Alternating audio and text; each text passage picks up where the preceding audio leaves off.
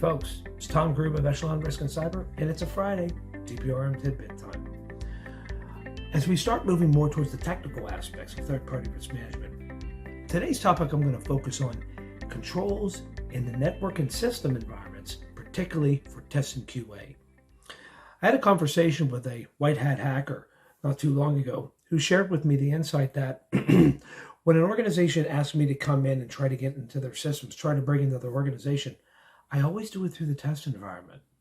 I looked at him kind of puzzled. I said, well, why would you do that? He said, why would I go through the front door and set off all the bells and whistles when I can come through a side door or a back door using test and QA environments?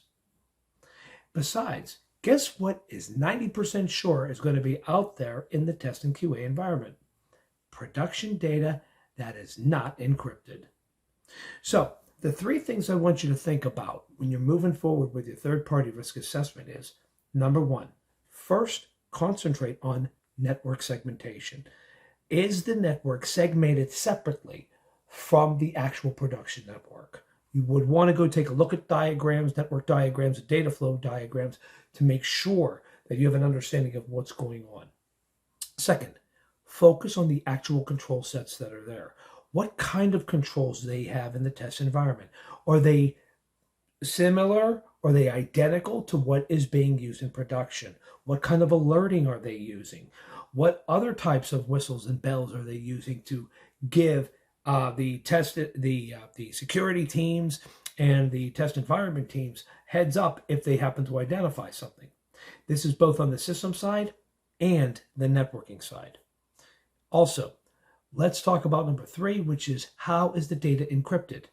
Personally identifiable information should be gone through one of two ways of encryption, either through a pseudonymization activity or an anonymization activity. Now, we'll get into pseudonymization and anonymization in the future as we start talking a little bit more about privacy. But pseudonymization of data really helps you to be in alignment with GDPR. Under GDPR, anonymization techniques are not even considered PII. Okay, again, this is something we'll talk about later.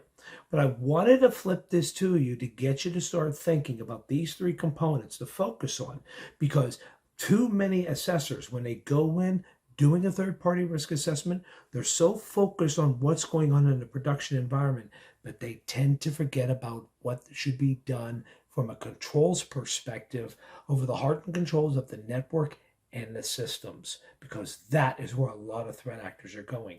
And again, with respect to the data. And also with respect to the data, I would highly recommend you have an understanding as the formulas and the techniques they're using for the pseudonymization and for the anonymization of that data. And ask to see samples of it. Ask them to take you through a test of one. It's always a good check to have. With that, thank you for your time, folks. I wish you well, and I'll see you next week on another TPRM Tidbits. Stay well.